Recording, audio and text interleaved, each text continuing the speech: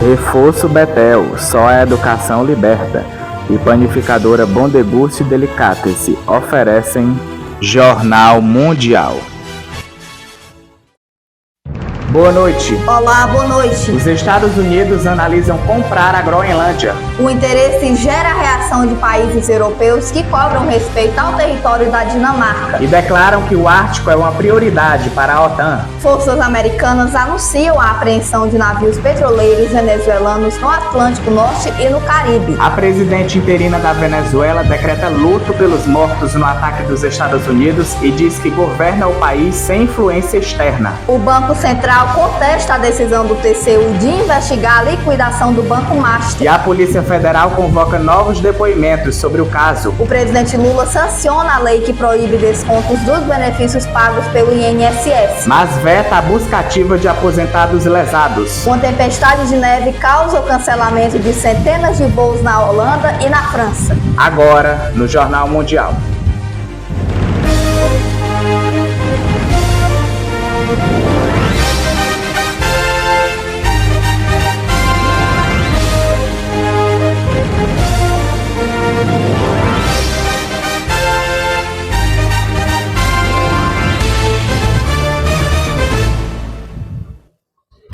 A Casa Branca afirmou ontem que o presidente dos Estados Unidos, Donald Trump, cogita vários caminhos para anexar a Groenlândia e recorrer, se necessário, às Forças Armadas.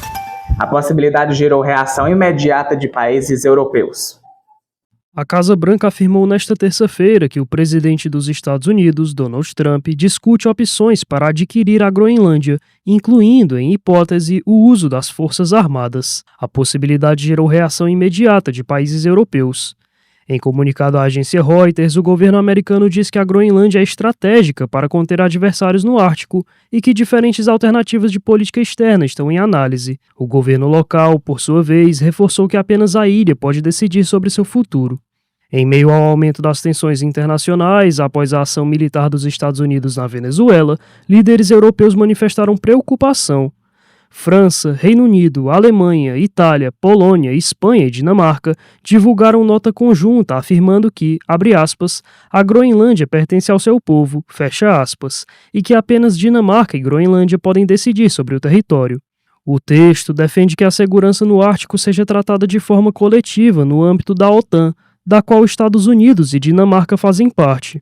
A primeira-ministra dinamarquesa, Mette Frederiksen, inclusive, chegou a afirmar que um eventual ataque americano à ilha poderia significar o fim da aliança. Apesar de estar localizada geograficamente na América do Norte, a Groenlândia integra o Reino da Dinamarca desde 1953 e segue a Constituição dinamarquesa. A ilha é rica em minerais, petróleo e gás natural, mas sua exploração enfrenta restrições locais devido a legislações ambientais. Os Estados Unidos anunciaram a apreensão de 2 navios petroleiros da Venezuela. Um deles atuava sob bandeira russa após uma perseguição que durou mais de 2 semanas no Mar do Atlântico Norte. O segundo navio foi apreendido no Mar do Caribe. Os Estados Unidos apreenderam nesta quarta-feira um petroleiro com bandeira russa no Atlântico Norte, após persegui-lo desde a costa da Venezuela. A operação deve intensificar as tensões com Moscou. Autoridades americanas afirmaram que o petroleiro faz parte de uma chamada Frota Fantasma, que transporta petróleo para países como Venezuela, Rússia e Irã, em violação às sanções americanas. O navio havia frustrado uma tentativa anterior de abordagem no mês passado, perto da Venezuela. Após a operação, o chefe do Pentágono, Pete Hegseth, publicou que o bloqueio americano ao petróleo venezuelano estava em pleno vigor em qualquer lugar do mundo. Os militares americanos também anunciaram que um segundo petroleiro sancionado havia sido apreendido no Mar do Caribe. Forças especiais dos Estados Unidos fizeram uma operação na Venezuela no final de semana e capturaram o presidente Nicolás Maduro e sua esposa.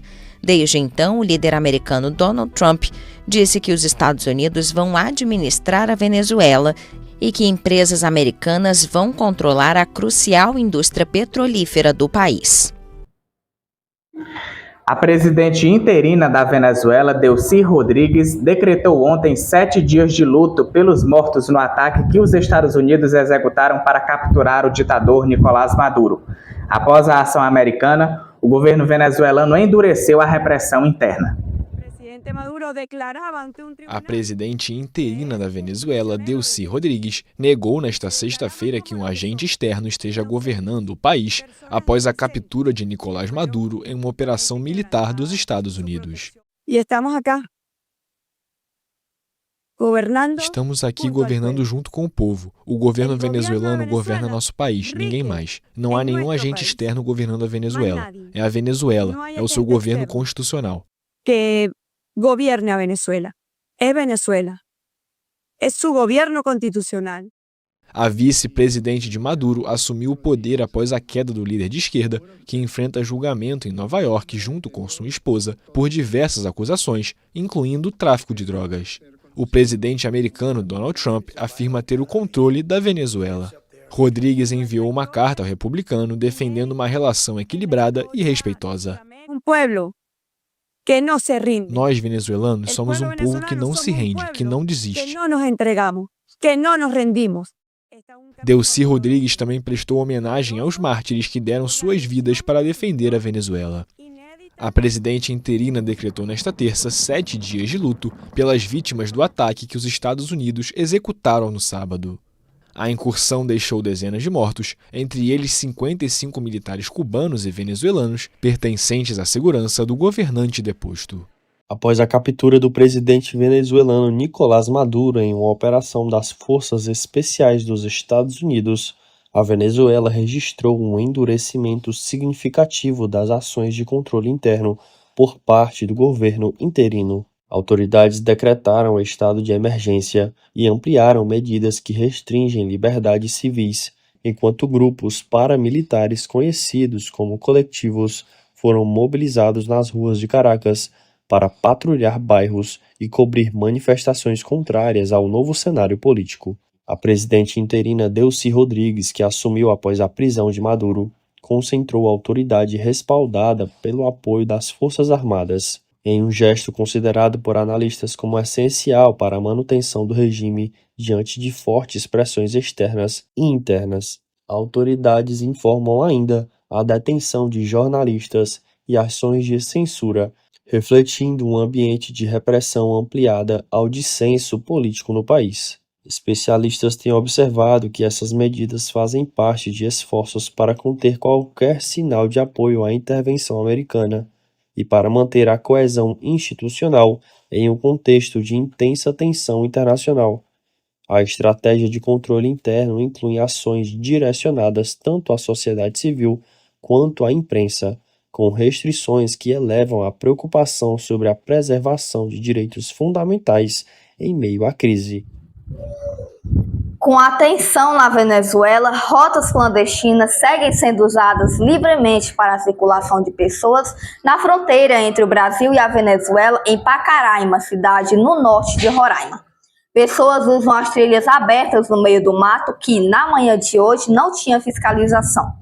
Imagens feitas pelo G1 na região mostram pessoas e ciclistas cruzando os caminhos irregulares, chamados de trochas pela população local, longe dos postos oficiais de controle migratório. As passagens ficam próximas a vias urbanas e áreas abertas, facilitando o deslocamento entre os dois países.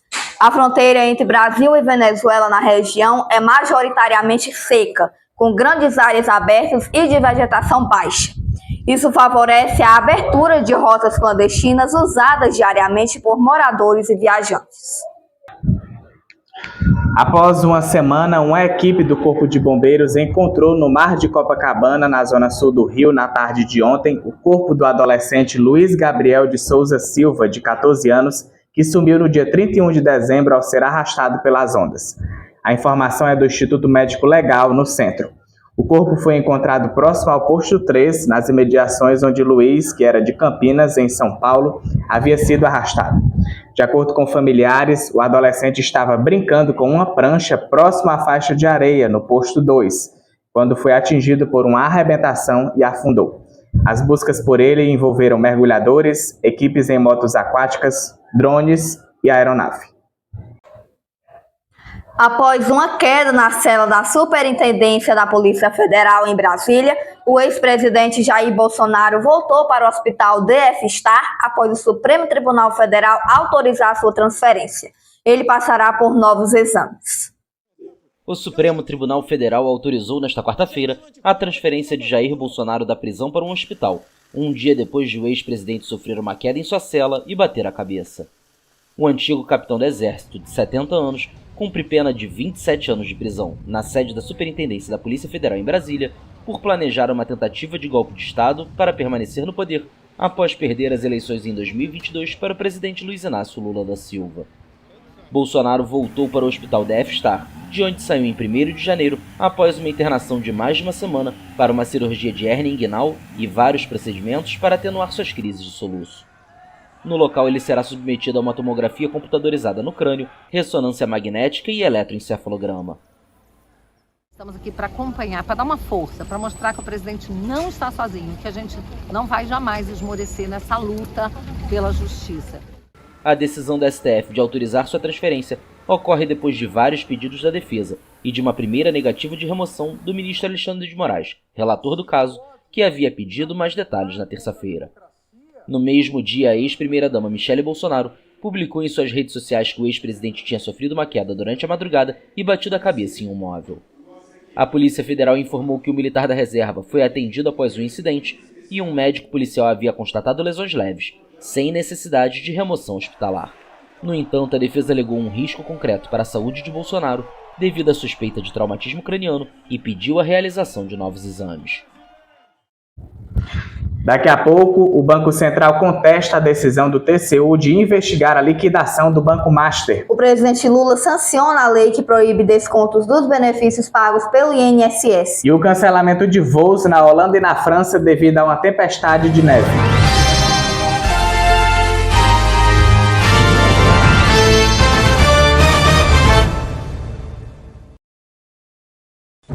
Jornal Mundial é patrocinado por Reforço Betel, só a educação liberta. Panificadora Bom Deguste Delicatessen, surpreenda-se com o sabor. E vereador Dinho do Frango, para fazer a diferença. De terça a quinta, as informações da tarde com Caio Teles, no Boa Tarde Mundo, às 13 horas. Sábado News, todo sábado de manhã com Eduardo Elau, às 9 horas da manhã.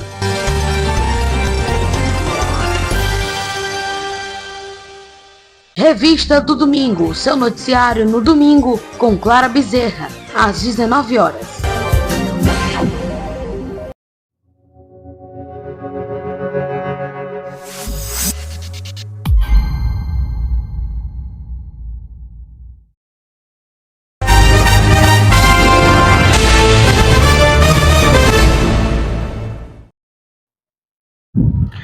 Desertores das forças de segurança venezuelana assistiram à queda de Nicolás Maduro. 3 dias depois, eles temem que nada mude se a liderança militar que acompanhou o presidente deposto permanecer no poder. Da fronteira colombiana, desertores das forças de segurança venezuelanas assistiram surpresos à queda de Nicolás Maduro. 3 dias depois, temem que nada mude enquanto a liderança militar que apoiou o presidente deposto permanece no poder e um novo comando não é instalado.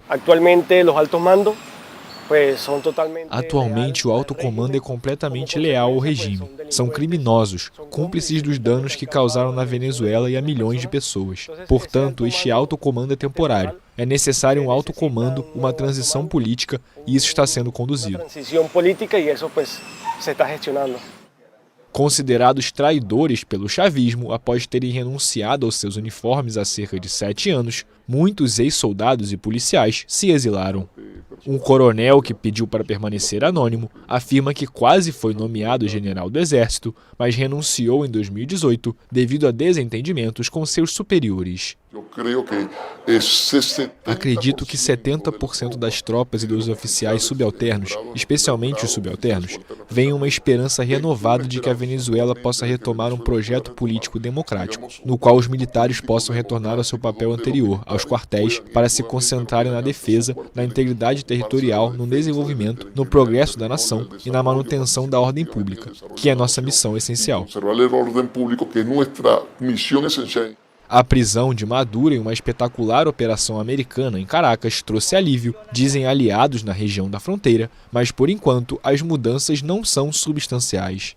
Klebert Delgado, um ex-detetive, acredita que uma transição na Venezuela é improvável enquanto a velha guarda permanecer no poder. Estimativas independentes sugerem que pelo menos 2.000 generais no país se beneficiam de diversas regalias. Delgado está escondido em uma das casas clandestinas localizadas em um bairro a poucos minutos do Rio que separa os dois países. Ele afirma que, se um acordo não for alcançado com o novo governo de Delcy Rodrigues, que tomou posse como presidente interino na segunda-feira, as armas sempre seguem uma opção. As armas devem estar presentes na restauração da ordem constitucional. Elas devem estar presentes porque sabemos que existem mais de 3.000 armas nas ruas. E estas estão na mão dos coletivos, os criminosos que foram libertados da prisão.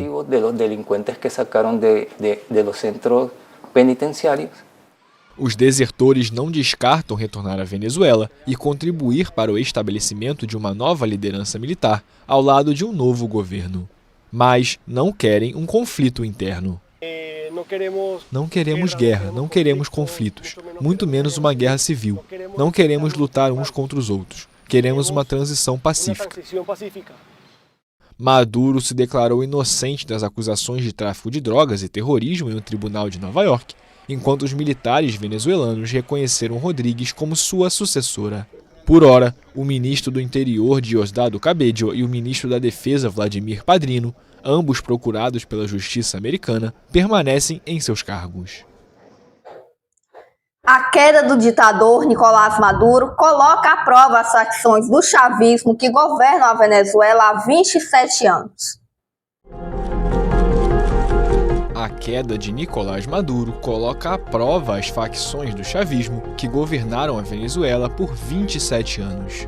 Segundo analistas, ele era quem garantia o equilíbrio dentro de um poderoso grupo conhecido como o Clube dos Cinco.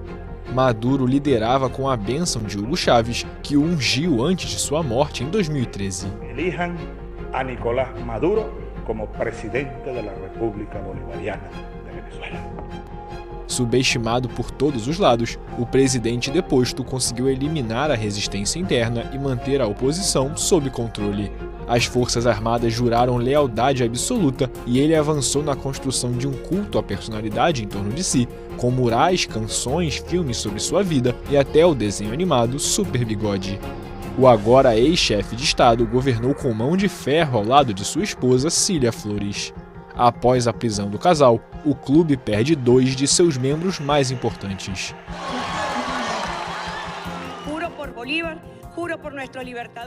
Outro importante centro de poder é composto pela atual presidente interina Delcy Rodrigues e seu irmão Jorge, que é o próximo na linha de sucessão presidencial e foi reeleito na segunda-feira como presidente da Assembleia Nacional. Ambos sempre fizeram parte do círculo íntimo de Maduro. São conhecidos por sua retórica inflamada, que frequentemente mistura beligerância, ironia e insultos contra os inimigos da pátria. Mas nos bastidores são operadores políticos experientes. Jorge Rodrigues foi o principal negociador em todos os processos com a oposição e com os Estados Unidos, e sua irmã representou Maduro em diversos fóruns internacionais. Especialistas também atribuem a eles expurgos dentro do governo, como o que levou à prisão de Tarek El Aissami, o poderoso ministro do petróleo, até 2023. Delcy Rodrigues assumiu o cargo logo em seguida. O quinto membro do clube é o ministro do Interior Diosdado Cabello, um homem temido na Venezuela. Ele já era ministro do Interior quando cerca de 2.400 pessoas foram presas durante os protestos que se seguiram à contestada reeleição de Maduro em 2014. Em meio ao medo crônico, a oposição se desmobilizou. Especialistas situam Cabello na ala mais radical do chavismo e alguns desenham um confronto com o pragmatismo dos Rodrigues, algo que ambos negam. Cabello é um oficial militar e acompanhou Chávez em sua tentativa fracassada de golpe em 1992. Hoje, ele é o número 2 do Partido Socialista, atrás apenas de Maduro. Os Estados Unidos oferecem uma recompensa de 25 milhões de dólares por sua captura. Desde a queda de Maduro, o círculo íntimo do poder não demonstrou publicamente nenhuma fragilidade. Segundo analistas políticos, a cúpula do governo priorizou a sobrevivência. Após a Comissão Europeia sinalizar um possível acordo com o Mercosul, o governo alemão afirmou hoje estar confiante de que a Itália aprovará o acordo comercial que pode ser assinado na próxima semana. Otimismo no ar. Nesta quarta-feira, um porta-voz do governo alemão afirmou que Berlim está confiante de que a Itália vai aprovar o acordo comercial entre a União Europeia e o Mercosul. Bruxelas, que cedia um encontro entre ministros da agricultura dos países membros do bloco, espera assinar o documento já na próxima semana. A Itália havia expressado anteriormente preocupações sobre o impacto do acordo no setor agrícola europeu, que se opôs ao pacto comercial. A Comissão Europeia planejava assinar o acordo na cúpula do Mercosul em 20 de dezembro, mas a oposição da Itália, da França e de outros Estados-membros atrasou a assinatura. Na terça-feira, o braço executivo da União Europeia afirmou que ajustaria sua proposta orçamentária para 2028 e 2034, para permitir que os agricultores tenham acesso antecipado a cerca de 45 bilhões de euros, o equivalente a mais de 280 bilhões de reais. O acordo entre blocos, negociado há mais de 25 anos, criaria a maior área de livre comércio do mundo e ajudaria a União Europeia a exportar mais veículos, máquinas, vinhos e outras bebidas alcoólicas para os países do Mercosul e em meio às tensões comerciais mundiais. Em contrapartida, facilitaria a entrada de carne, açúcar, arroz, mel e soja sul-americanos na Europa, o que alarmou muitos produtores europeus que temem ser afetados pelo fluxo de produtos baratos procedentes do Brasil e de seus vizinhos. Um protesto contra o alistamento militar obrigatório terminou em tragédia em Israel, com a morte de um jovem e feridos. Um jovem de 18 anos morreu e outras 3 pessoas ficaram feridas durante uma manifestação de judeus ultra-ortodoxos contra o serviço militar obrigatório. De acordo com o Magen David Adom, equivalente israelense da Cruz Vermelha, um ônibus atropelou e feriu 3 pedestres antes de atingir o jovem, que ficou preso sob o veículo e morreu no local. Fontes da polícia citadas pela imprensa israelense descartaram a hipótese de ataque terrorista. Não se sabe se o jovem estava entre os manifestantes. O incidente ocorreu enquanto milhares de ultra-ortodoxos protestavam contra uma lei sobre alistamento militar, um tema polêmico em Israel. Os ultra-ortodoxos representam 14% da população judaica de Israel e contam com uma reserva de 66 mil homens em idade militar. Os Haredim se beneficiam há décadas de uma medida que os isenta do serviço militar obrigatório. Segundo a polícia, a manifestação se tornou violenta quando um pequeno grupo de manifestantes começou a bloquear ruas, destruir ônibus, queimar latas de lixo, atirar objetos e ovos contra policiais e agredir jornalistas. O motorista do ônibus disse que o veículo foi atacado por manifestantes e descreveu o ocorrido como um incidente lamentável. Aliados europeus assinaram ontem um termo se comprometendo a fornecer garantias de segurança robustas à Ucrânia, incluindo o envio ao país de uma força multinacional apoiada pelos Estados Unidos. O presidente francês Emmanuel Macron, o primeiro-ministro britânico Keir Starmer e o presidente ucraniano Volodymyr Zelensky assinaram nesta terça-feira em Paris uma declaração de intenções sobre a mobilização de uma força multinacional após um cessar-fogo na Ucrânia. Essa declaração prevê o envio de tropas da Grã-Bretanha, da França e de outros aliados europeus para o território ucraniano após uma eventual trégua. O documento foi assinado ao final de uma reunião dos aliados de Kiev, cujo objetivo era apresentar uma frente unida sobre a segurança futura da Ucrânia diante de Moscou. Ces garanties de sécurité sont la clé pour que jamais un accord de paix ne... Essas garantias de segurança são a chave para garantir que um acordo de paz nunca signifique a rendição da Ucrânia e nunca represente uma nova ameaça para a Ucrânia. É muito importante ressaltar que todos os países representados aqui, assim como todos os países da coalizão e todos aqueles que estiveram presentes hoje em Paris, após a excelente coordenação que tivemos no final do ano passado em Berlim, compartilham da mesma vontade, a paz. Paz na Ucrânia, paz na Europa, mas todos nós queremos que essa paz seja justa, duradoura e sólida. Mais nous voulons tous que cette paix soit juste, qu'elle soit durable, qu'elle soit solide.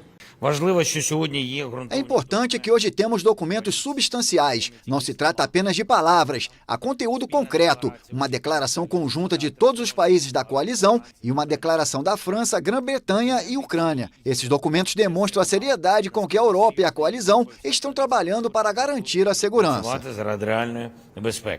O chanceler alemão Friedrich Merz afirmou que as forças alemãs podem vir a integrar essa futura força multinacional para monitorar um cessar-fogo na Ucrânia. Deutschland wird sich weiter politisch, finanziell und eben auch A Alemanha continuará a contribuir política, financeira e militarmente. Isso poderá incluir o envio de tropas para a Ucrânia ou para o território de países vizinhos da OTAN após um cessar-fogo. Quero afirmar aqui que a natureza e o alcance da contribuição alemã serão decididos pelo governo federal e pelo Bundestag alemão, assim que as condições mencionadas forem esclarecidas. Falando em meu nome do governo, não descartamos nenhuma possibilidade em princípio. Wir schließen dabei grundsätzlich nichts aus. Já o enviado dos Estados Unidos, Steve Witkoff, afirmou que os aliados de Kiev praticamente concluíram um acordo sobre as garantias de segurança para a Ucrânia para o período pós-guerra. Acreditamos que já concluímos grande parte dos protocolos de segurança, que são importantes para que o povo da Ucrânia saiba que, quando isso terminar, terminará para sempre. Também acreditamos, e isso é crucial, que estamos muito perto de finalizar um acordo de prosperidade tão robusto quanto qualquer outro que um país já tenha visto após conflitos como esse. Estão previstos também mecanismos de solidariedade e intervenção em caso de um novo ataque russo após um eventual cessar-fogo, embora ainda não esteja claro em que medida os americanos estariam envolvidos nesse cenário. O Banco Central recorreu da decisão do Tribunal de Contas da União de fazer inspeção em documentos da liquidação do Banco Master. Veja na reportagem de Caio Teles. O Banco Central apresentou recurso contra a decisão do Tribunal de Contas da União, que determinou a realização de uma inspeção nos documentos da liquidação do Banco Master. O Banco Central argumenta que a medida foi tomada de forma individual pelo relator do processo, ministro Jonathan de Jesus, quando, segundo o regimento do próprio tribunal, esse tipo de decisão deveria ser apreciada por um colegiado. A autoridade monetária pediu que o caso seja submetido à primeira Câmara do TCU, formada por 4 ministros, e afirmou que já prestou os esclarecimentos necessários. O relator sustenta que os documentos enviados foram insuficientes e que a inspeção é fundamental para garantir transparência e controle sobre um processo de grande impacto econômico. Ele chegou a afirmar que pode adotar medidas para suspender a venda de aditivos do banco, o que poderia atrasar o pagamento a clientes e investidores. O TCU, por sua vez, afirmou que a fiscalização não enfraquece o Banco Central, mas reforça a legitimidade institucional das decisões públicas e a confiança da sociedade no funcionamento do Estado. A controvérsia gerou reação no mercado e entre especialistas. O ex-presidente do Banco Central, Armínio Fraga, alertou que questionamentos desse tipo podem aumentar a incerteza e afetar a credibilidade do sistema financeiro. Entidades do setor de comércio e serviços também manifestaram preocupação, afirmando que interferências externas em decisões técnicas ampliam riscos sistemáticos, geram insegurança jurídica e podem ter impactos sobre crédito, investimentos, empregos e atividade econômica. O presidente Lula sancionou hoje a lei que proíbe descontos nos benefícios pagos pelo INSS, mas vetou a busca ativa de aposentados lesados. A reportagem é de João Pedro Coutinho. A sanção dessa lei acontece em meio a um grande escândalo de fraudes que atingiu milhões de aposentados nos últimos anos. Com a nova regra, associações, sindicatos e outras entidades não poderão mais descontar mensalidades diretamente dos benefícios, nem mesmo com autorização prévia do segurado. E agora, há um mecanismo de busca ativa para identificar beneficiários que sofreram descontos indevidos e precisam ser ressarcidos. A lei determina que a legislação revoga a possibilidade de descontos associativos automáticos, mesmo com a autorização do beneficiário. Beneficiários que tiveram valores descontados de forma irregular serão localizados por busca ativa e terão direito à devolução integral dos valores, corrigidos em até 30 dias após a notificação da irregularidade. A lei também prevê medidas duras em caso de fraudes, como o sequestro de bens responsáveis por descontos indevidos e a exigência de autenticação biométrica ou eletrônica para outras ações específicas. O debate sobre esse tema teve impulso após uma investigação policial e da Controladoria Geral da União, que revelou o esquema de descontos indevidos dos benefícios do INSS ao longo de 2025, o que levou à suspensão de acordos que permitiam esses débitos e ao ressarcimento padrão de milhões de beneficiários. A medida é vista como reforço de proteção aos segurados INSS, especialmente os aposentados e pensionistas que durante anos tiveram descontos em seus benefícios sem clareza ou autorização efetiva, que motivou reclamações, contestações e uma ampla reação política para evitar que esses prejuízos se repetissem. João Pedro Coutinho, Jornal Mundial.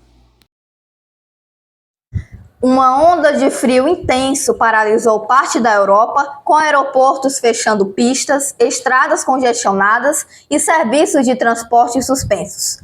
Uma tempestade de neve causou o cancelamento de centenas de voos na Holanda e na França. Uma tempestade de neve que atinge a Europa provocou nesta quarta-feira o cancelamento de centenas de voos nos principais aeroportos da Holanda e da França, além de interrupções massivas no transporte terrestre e ferroviário. Na Holanda, o aeroporto de Amsterdã Schiphol, um dos maiores da Europa, cancelou pelo menos 700 voos devido à neve e ao vento. O tráfego ferroviário também foi fortemente afetado e foram registrados mais de 700 quilômetros de engarrafamentos de automóveis por todo o país. Na França, mais de 100 voos foram cancelados nos dois principais aeroportos da região metropolitana de Paris, Roissy-Charles de Gaulle e Orly. O serviço de ônibus na região de Paris também foi suspenso por motivos de segurança. Os serviços de trem e metrô operavam normalmente na maior parte dos casos, mas as autoridades apelaram aos cidadãos para priorizar o teletrabalho e reduzir os deslocamentos. Acima de tudo é bonito, traz lembranças da infância, ver tudo tão branco. As crianças estão amando, mas enfim, é aceitar a natureza. É assim, um dia de emoções divididas. É ao mesmo tempo bonito e chato. Bonito de ver e chato de andar, só isso. A tempestade deixou entre segunda e terça-feira 5 mortos em acidentes de trânsito na França. O Jornal Mundial de hoje fica por aqui. Para rever nossas reportagens, volte o vídeo aqui no YouTube e não esqueça de seguir nossas páginas lá no Instagram. Boa noite. Se inscreva no canal e deixe o seu like. Boa noite, até sexta-feira.